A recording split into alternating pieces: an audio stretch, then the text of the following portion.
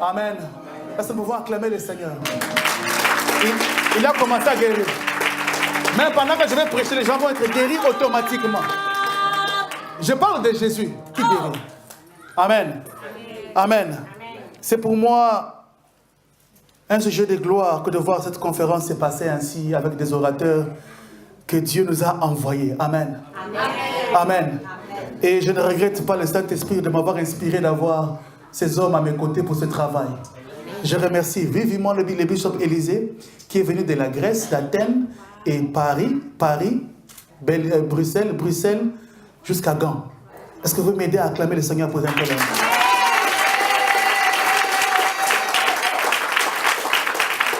Merveilleux, merveilleux, merveilleux. Merveilleux. Il pouvait dire non parce qu'il s'est marié. Il n'y a pas quelques semaines. Il pouvait dire non. Mais il a dit oui.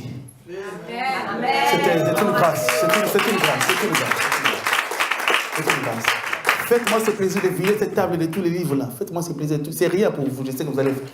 Amen. Je vois des hommes et des femmes qui sont bénis, qui sont prospères, qui n'ont pas de problème de dépenser l'argent. Amen. L'argent a été fait pour être dépensé. Si tu les gardes, tu auras des contraventions de voitures. Et tu auras des factures imprévues.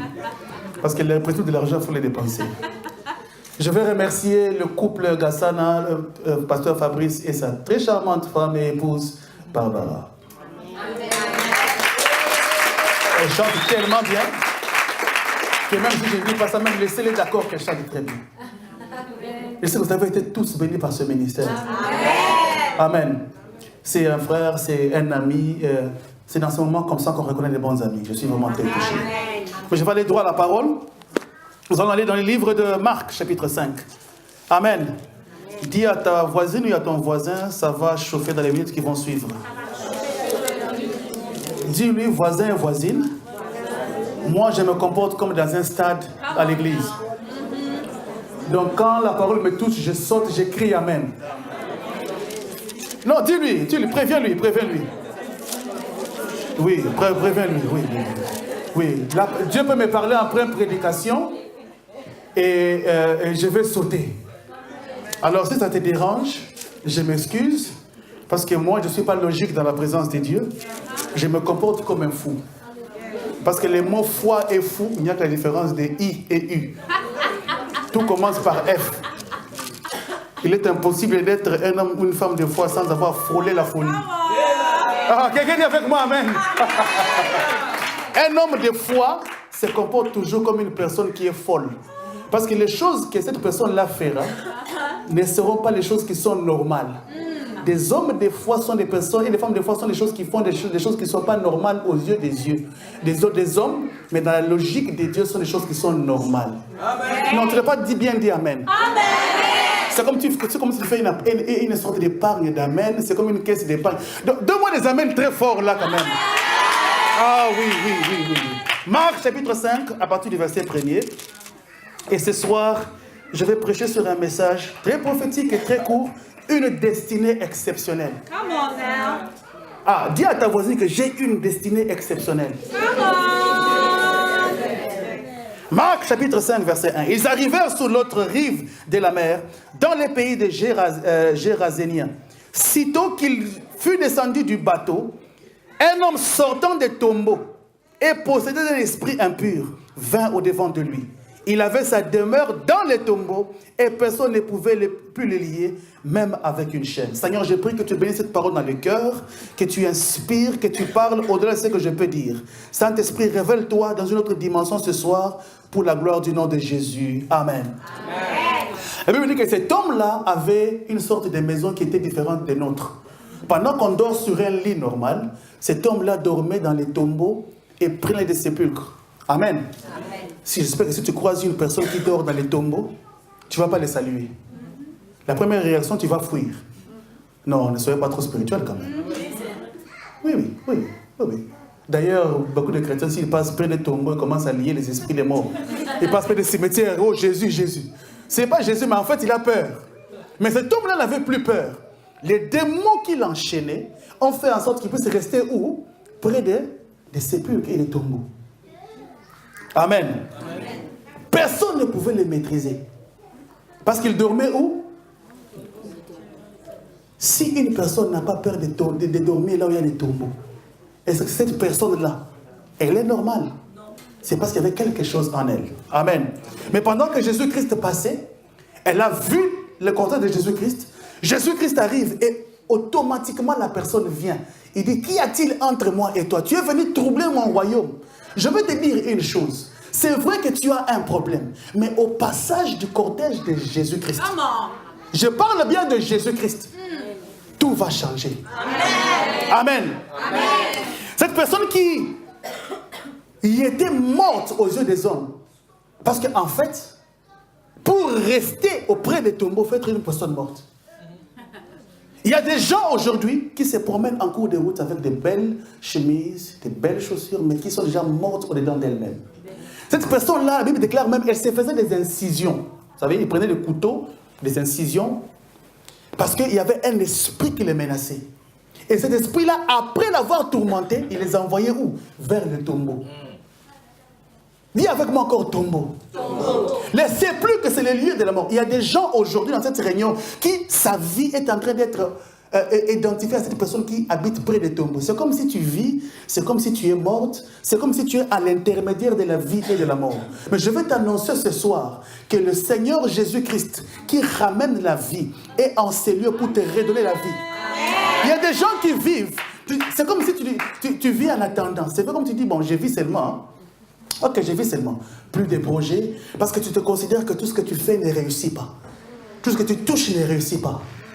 Des personnes vivantes sur la terre, mais mortes intérieurement. Il y a des gens que la société a déjà détruits. On te dit que cette maladie-là, elle va te tuer dans quelques années. C'est-à-dire, quand elle marche là, elle sait déjà que dans quelques années, je vais mourir. Mais je vais dire à une personne ce soir, quelle que soit la maladie, quels que soient les diagnostics de médecins, Jésus-Christ de Nazareth est en train de passer ce soir pour te donner une solution. Non, je parle bien de Jésus-Christ. Il dormait pas, cette personne. Elle était juste sous l'oppression, sous les angoisses démoniques et sataniques. Amen. Quand on est sous oppression, et j'ai béni le Seigneur pour le message du pasteur Fabrice, parce que c'est comme s'il a pris quelques lignes de mon message de ce soir. Ça, c'est l'inspiration du Saint-Esprit. Amen. Amen. Amen. Quand une personne est sous cette oppression satanique, l'un des signes, ce sont des insomnies. La personne ne dormait plus. Elle était sous angoisse, dans les sépulcres. Mais regardez, ce qui m'intéresse, c'est quand Jésus-Christ passe au verset 9. Il lui pose la question, quel est ton nom? Il dit légion. En fait, légion veut dire milliers. C'est-à-dire cette personne-là, une personne, était possédée par plus de 1000 démons. Tu peux t'imaginer comment le diable n'est pas gentil. 12 000. 12 000. Les gens, c'est 12 000. 12 000. Regardez, près de 12 000 démons, possédant une personne, le diable organisant cela juste dans la vie d'une personne. Est-ce que c'est normal? Ça me rappelle un peu un match où je voyais ces célèbres joueurs, Lionel Messi, en train de dribbler, et il était marqué par 5 joueurs. Ça veut dire quoi? Parfois, lorsque le diable sait que ta destinée est exceptionnelle, il t'envoie des gens pour te caler. Il peut même envoyer toute une légion de démons pour te caler. Mais j'ai une bonne nouvelle pour toi ce soir. Quel que soit le nombre de démons, quelle que soit leur quantité, quelle que soit leur origine, quel que soit leur grade, ils vont céder face à Jésus-Christ ce soir. Oh non, non, tu n'as pas acclamé très fort. Tu n'as pas crié amen plus fort. Je dis encore, quelle que soit leur origine, quelle que soit leur force, quel que soit leur mandat, ils vont céder face au nom du Seigneur Jésus-Christ. Amen. La taille de ta destinée détermine le nombre de tes démons et des puissances et des adversaires qui peuvent te combattre. Écoutez-moi très bien, si tu n'as pas beaucoup d'adversaires, c'est que ta vie est normale. L'un des signes pour que tu saches que tu vives, ce sont les pressions et les combats. Si tu n'es plus combattu, c'est que tu étais morte depuis longtemps. On entend seulement ta delivery, c'est-à-dire qu'on puisse le cortège, le corbillard puisse te prendre pour t'amener au ciel. Et les gens comme ça, c'est-à-dire qu'ils attendent seulement que le corbillard puisse les prendre, parce qu'ils n'ont pas de combat, ils n'ont pas de gens qui les combattent, la vie est normale, les gens ne parlent pas du mal d'eux. Amen. Mais cette personne-là, avec une destinée exceptionnelle, la Bible déclare que Jésus-Christ est venu à sa rencontre. Et à sa rencontre, la Bible déclare que les démons commençaient à crier eux-mêmes. Quand quand Jésus-Christ vient, ce qui était autrefois difficile pour ta vie devient si facile à résoudre. Amen. Devient si facile à résoudre. Mais pourquoi je parle de destinée exceptionnelle? Parce que c'est le verset qui m'intéresse, le verset 15, et c'est la base de ces messages. Ils arrivèrent auprès de Jésus et voient les démoniaques assis, vêtus, avec toute sa raison, c'est-à-dire avec plein de bon sens. Regardez, certaines personnes n'ont pas de bon sens, parfois, parce que c'est à l'origine démoniaque. Il y a ces manques de manières qui sont d'origine démoniaque. Quelqu'un me dit, cette sorte de démon sort par le nom de Jésus-Christ, mais quelqu'un aussi m'a dit, cette sorte de manque de manières sortira par quel nom? Amen.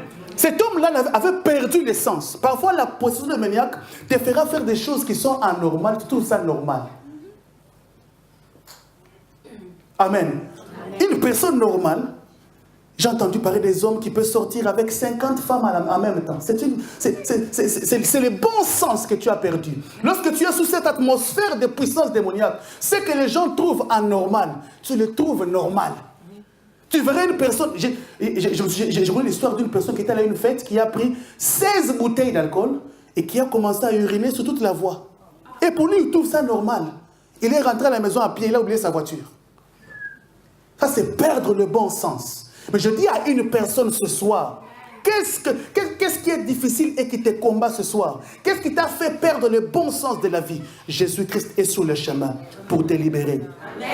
Pour te libérer. Amen. Pour te libérer. Amen. Pour te libérer. Amen. Verset 19. Il dit, va-t'en chez toi, auprès des tiens, et raconte-leur. Mais il dit, il s'en alla à proclamer dans la Décapole. C'est ça qui m'intéresse, le mot Décapole. Décapolis, c'est une région comprise de 10 villes. En fait, cet homme-là qui était lié, qui était bloqué, qui s'empêchait de pouvoir vivre une destinée exceptionnelle, et pourtant le Seigneur avait une mission pour lui pour qu'il puisse aller prêcher dans plus de 10 villes. Amen.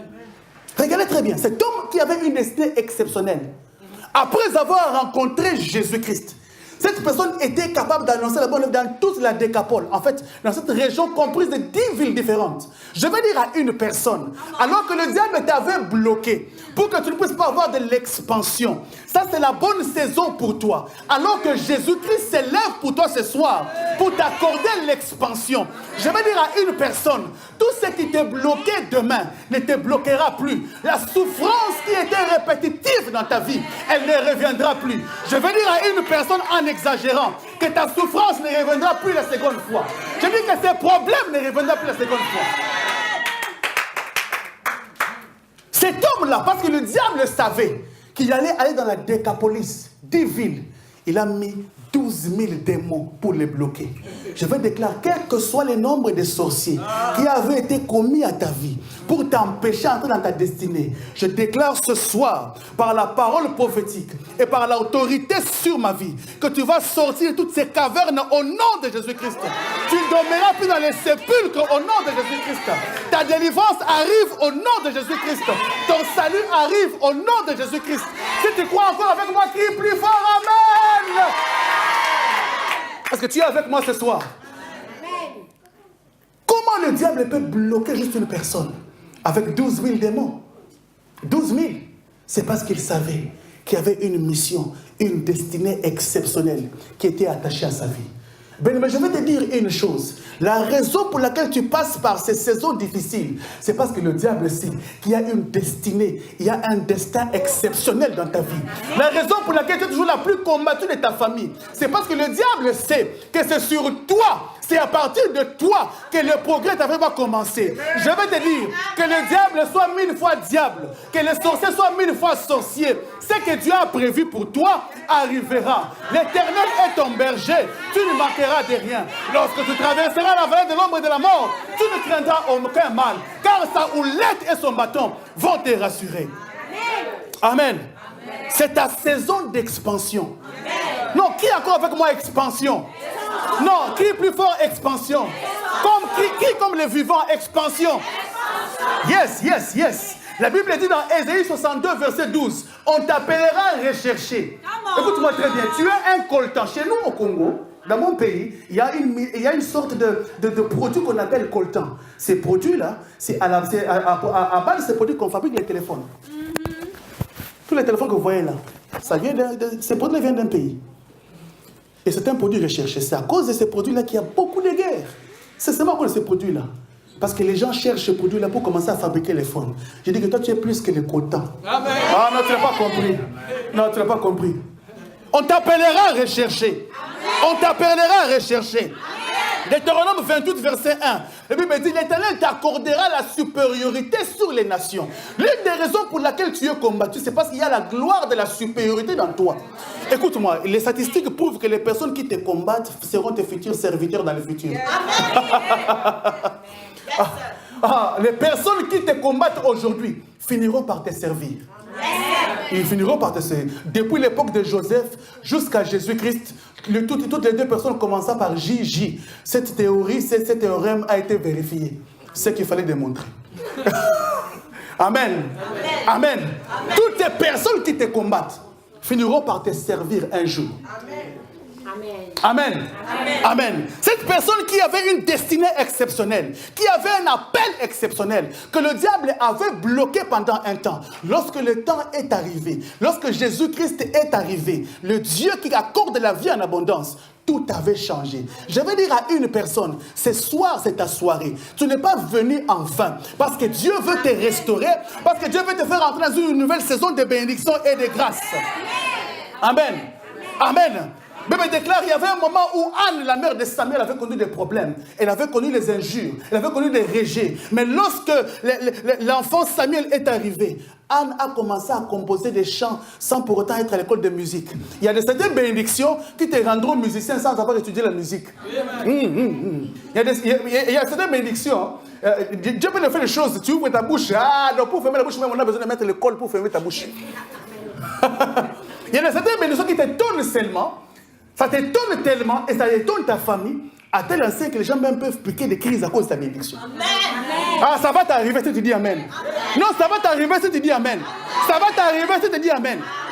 Maintenant, tu as compris. Pourquoi je traverse tous ces malheurs? Pourquoi toutes ces souffrances? C'est parce qu'il y a une destinée exceptionnelle qui est rattachée à toi. Je veux dire, comme cette personne est allée dans la Décapolis, l'onction de la globalité arrive dans ta vie ce soir. Au nom de Jésus-Christ. Tu as été une fois local, mais je te vois devenir global. Ah, non, tu n'as pas compris. Ah, tu étais autrefois local, mais je te vois arriver à entrer dans la globalité. Au nom de Jésus-Christ. L'une des raisons pour laquelle quand Jésus vient, avant Jésus-Christ et après Jésus-Christ, il y a toujours la différence. Amen. Donc, c'est pas encore compris. Je dis encore très bien, avant Jésus-Christ et après Jésus-Christ, il y a toujours quoi? La différence. Et ce soir, tes adversaires, ceux qui te combattent, constateront avec regret que tu es béni. Non, je dis que tous ceux qui te combattent constateront avec regret qu'ils t'ont béni. Il y a un niveau de bénédiction où quand tu es béni, même ton chien à la maison devient béni. Même ton chien, même ton chat, même tes assiettes sont bénies à la maison. Tout devient très beau. Tout ce que tu touches devient brille. Il y a des gens qui ont beaucoup d'argent, ils ont une belle voiture, mais quand elle sort, on admire que toi, qui as même moins d'argent que lui. Parce que ça n'a rien à voir avec l'apparence intérieure. Ce sont des choses que Dieu est en train de faire. Je vois une nouvelle huile de distinction commencer à entrer dans ta vie. Au nom de Jésus-Christ. Le Dieu de l'appel, le Dieu qui t'a fait de grandes choses. Ce Dieu commence à t'amener là où il t'avait prévu. Au nom de Jésus-Christ. Je déclare que sur ta vie, il y a une destinée exceptionnelle. Ésaïe 60, je me déclare que les ténèbres couvrent toute la surface de la terre, mais sur toi, une gloire s'élève. Je vais dire à une personne ce soir, sur toi, une gloire s'élève à cause de toi. Dieu a dit à Abraham, en toi seront bénies les nations de la terre. Je vais dire à une personne ce soir qui est venue dans cette conférence, à la sortie de cette conférence, tes ennemis vont constater encore, avec profonde douleur, que tu as commencé à faire des progrès remarquables. Aïe, aïe, aïe, aïe, aïe, aïe, aïe, aïe, aïe, aïe. La Bible dit, l'apôtre Paul dit, je cours pour remporter les prix, n'est-ce pas? Il y a une différence entre marcher et courir. Moi, j'ai appris à courir avec la vision, je ne marche plus. Il y a des chrétiens qui marchent, continue à marcher. Continue à marcher. Quelqu'un me disait, oh non, j'attends le temps de Dieu. Oui, la notion du temps de Dieu, c'est une notion qui est très bien. Parce que Sarah a eu l'enfant au temps de Dieu à 99 ans. Comme ça, je vais prier pour toi, tu auras aussi l'enfant à 99 ans comme Sarah. C'est ça le temps de Dieu. Ah, t'as vu maintenant? Amen. Amen. Il y avait 2 personnes. La femme à la perte de sang et l'homme qui avait sa fille syrophénicienne. La Bible déclare quand cet homme-là avançait, il était tellement religieux. Il a dit à Jésus-Christ, viens prier pour mon enfant à la maison. C'était un homme, un diplomate, il disait non, je vais accueillir Jésus à ma maison. Hein. Il a dit à son quartier, tu vois, je vais recevoir Jésus-Christ, une grande personnalité qui va venir prier pour mon enfant. Il y a des gens comme ça, hein. Même quand ils souffrent, ils sont toujours arrogants, hein, parce qu'ils croient que je suis élevé en autorité, donc Jésus vient à la maison chez moi. Mais il y avait une femme qui n'avait pas de notion de protocole. La femme à la perte de sang.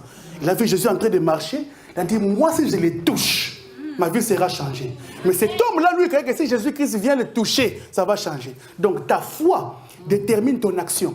Cette femme-là a dit, moi si je touche, je vais être guéri. Mais l'homme lui disait, si Jésus vient toucher, pendant qu'il partait en cours de route, la femme a changé les choses. À tel enseigne même que l'enfant est mort. Et c'était la foi de Jésus? Non. C'est question de ta foi à toi. Amen. Mais gloire à Dieu parce qu'en fait Jésus était allé ressusciter l'enfant. Et parce que c'est comme ça avec Dieu, c'est le temps de Dieu. Donc tu peux mourir, il va te ressusciter, c'est pas un problème. Mais celui qui était venu avant toi, qui était violent, après il est parti. Après il est parti. Ce soir, si tu es dans cette foi-là, avec toutes ces onctions connectées, nous allons prier sur ta vie. Ta destinée ne sera plus jamais la même. Plus jamais la même. Il y a une dame qui m'a appelé, on avait prié pour elle, elle a dit, je lui ai dit, dans les 7 jours qui vont suivre, tu verras quelque chose va arriver dans ta vie. Le samedi, parce qu'on a prié avec elle, vendredi à 12h, elle m'a envoyé un message, je dis, papa, j'ai reçu une lettre. Parce que j'étais à la conférence, je ne veux pas regarder mes messages. Et je l'ai appelé pour prier, je lui ai dit, c'était exceptionnel, ça fait des mois que tout ça a été bloqué. Mais je vois juste une lettre tomber aujourd'hui, vendredi, 7 jours après. C'était sa foi, elle était violente. Écoute-moi, tu n'as plus de temps à perdre pour commencer à dire, Seigneur, je vais attendre encore dans 15 ans, 10 ans. C'est aujourd'hui que je vais voir ta main dans ma vie. C'est aujourd'hui. Et je dis à une personne, à partir d'aujourd'hui, comme cette personne qui dormait dans les sépulcres, tu ne dormiras plus dans les sépulcres. Tu ne dormiras plus dans la pauvreté. Tu ne dormiras plus dans la maladie. Tu ne dormiras plus dans les problèmes, dans les tourments, dans les angoisses, dans les insomnies, dans les stress prolongés. Tu ne dormiras plus. Tu es appelé à entrer dans la décapolis, à aller dans les nations, à faire manifester la grâce qui était sur toi. Il ne pouvait pas aller parce qu'il était possédé. Jusqu'à ce que Jésus-Christ est intervenu pour qu'il puisse entrer dans la décapolis. Il y a des gens aujourd'hui, le diable sait que tu dois aller plus loin. Il bloque tes papiers parce qu'il sait que tu es appelé à être global. Mais aujourd'hui, ce soir, par l'onction du Saint-Esprit sur ma vie, j'entre dans le bureau d'immigration et je libère tous les papiers qui étaient bloqués. Si tu crois avec moi, je déclare aujourd'hui, j'entre dans ce territoire. Je me déclare que tout lieu où foulera la plante de vos pieds, je vous le donne. Je déclare ce soir, par l'autorité qui est sur ma vie, par la bénédiction qui repose sur ma vie, que tout ce qui était bloqué en toi, tout ce qui était mort, commence à reprendre vie. Au nom de Jésus-Christ. Au nom de Jésus-Christ. Au nom de Jésus-Christ. Au nom de Jésus-Christ. Oh yes. Oh yes. Oh yes. Il y a une dame pour laquelle on priait avec les bishops. 11 ans. Parce que chaque fois les bishops a des gens qui habitent de l'Angleterre, il fait la même chose. Il dit, j'ai un frère bien-aimé en Angleterre qui peut aussi prier pour vous. On a commencé à prier avec ces dames-là avec les bishops. Et ça fait 11 ans qu'elle n'a fait pas de papier. 11 ans. 11 ans. J'ai son message ici, son message vocal ici. Et on a commencé à prier avec elle. On a reporté le tribunal pour la première fois. J'ai dit, il commence à avoir peur de toi. Deuxième fois, j'ai dit, j'envoie l'esprit de la confusion entre l'immigration et l'homme office. Je les envoie la confusion maintenant. Troisième chose, et le 13 septembre, elle est allée au tribunal. Quand elle arrive au tribunal, on dit, on m'a accueilli comme c'était comme une interview de travail en fait. Ils n'ont rien dit, ils ont dit seulement, c'est bon, on va t'appeler dans 3 semaines. J'ai dit, ok. Et ils ont dit dans 3 semaines. Moi, je te dis que dans les prochains 7 jours, ils vont te donner tes papiers. 6e jour, elle m'envoie ce message. Je vais essayer de trouver ça, je vais le faire entendre sa voix. Parce que la foi avec les sœurs qu'on entend. Ah oui. La foi avec les sœurs qu'on entend. Je suis venu vous administrer des piqûres de foi aujourd'hui. Comme ça, on va détruire l'incrédulité plus tard. Elle m'a envoyé ce message-là sur la boîte. Elle dit, homme de Dieu, ton Dieu a agi. Et finalement, j'ai tous mes papiers. Après 7 jours. Ce qui a pris 11 ans. Le Seigneur Jésus-Christ est fidèle. Il y a beaucoup de témoins que je ne peux pas partager ici. Il y a beaucoup. Mais ce que je crois, c'est quoi? Jésus-Christ est le même. Et hier, aujourd'hui et éternellement. Jésus-Christ n'a pas d'enfant chéri. Ce qu'il a fait pour moi, ce qu'il a fait pour eux, il le fera aussi pour toi. Est-ce que tu le crois? Cet homme qui avait été bloqué, finalement, il sort pour aller commencer à parler de Jésus. Verset 20. Il s'en alla et s'est mis à proclamer dans la Décapole tout ce que Jésus avait fait pour lui. Cela deviendra sur ton partage au nom de Jésus-Christ. Je dis que tu vas aller partout en Belgique. Tu vas aller à Mons, tu vas aller à Jamblou, tu vas aller à Gand, tu vas aller à Bruxelles pour commencer à dire ce que Dieu a fait. Ah. Venez voir, venez voir, venez voir ce que Dieu a fait. Il a fait de merveilles pour nous. Venez voir, venez voir, venez voir. Ah, il a fait de merveilles. Non, venez voir, venez voir, venez voir. Mais il faut danser comme on. Oh, come on, ils attendent le protocole pour danser aussi. Oh, c'est pas possible. Il y a trop de sacro-saints ici. Oh, Jésus. Il a fait. Venez voir ce que Dieu a fait. Maintenant, lève tes deux mains là où tu es. Je veux commencer à prononcer ces paroles prophétiques sur ta vie. Lima soto brakatayaba. Tu as été longtemps combattu, tu as été longtemps persécuté depuis des années avec ces problèmes répétitifs. Je déclare aujourd'hui que tu es libéré. Je déclare aujourd'hui ta délivrance, ta souffrance ne reviendra plus la seconde fois. Landro sebrakatele, serebarende brakotoroche, lebrenda mandro sotorobosha, leva yabasete, lebra sete yaba. Je vais prier pour tous ceux qui ont des problèmes. J'ai mentionné cela pendant la prédication, mais je sens dans mon cœur qu'il y a plusieurs personnes qui ont... qui ont des problèmes qui sont liés à l'immigration. Ça peut être le problème des papiers qui ne sont pas donnés. Ça dure depuis des années. On a prié pour toi, ça ne marche pas toujours. Mais Dieu, dans cette conférence, ce qu'il a fait pour toutes ces personnes, Dieu va le faire aussi pour toi. Là où tu es, lève ta main. Là où tu es. Et n'aie pas honte. Avant, je vais prier pour toi. N'aie pas peur. Cette femme-là n'avait pas eu peur. N'aie pas peur. N'aie pas peur. Viens, je vais prier pour toi.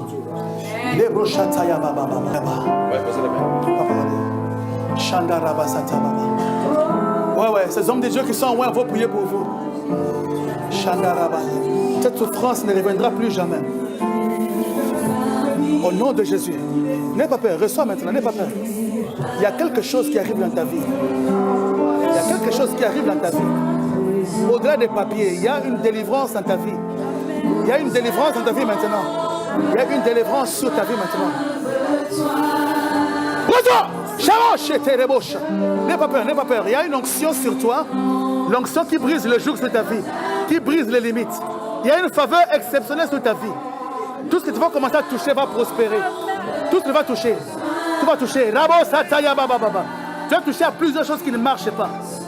Depuis un temps, tu vas commencer à toucher à des choses qui ne marchent pas. Tout ne marche pas.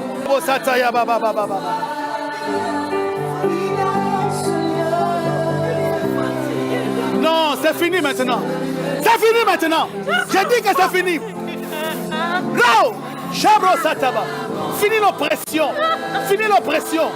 C'est la saison de ta délivrance. Tu es délivré, tu es délivré. Tu es délivré maintenant. Tu es délivré maintenant. Il essuie tes larmes. Il essuie tes larmes. Il essuie tes larmes. Il essuie tes larmes. Tu as longtemps pleuré. Tu as longtemps été ridiculisé. Je vois même un problème relationnel dans ta vie. Même les relations, ça ne marche pas. Aïe, aïe, aïe.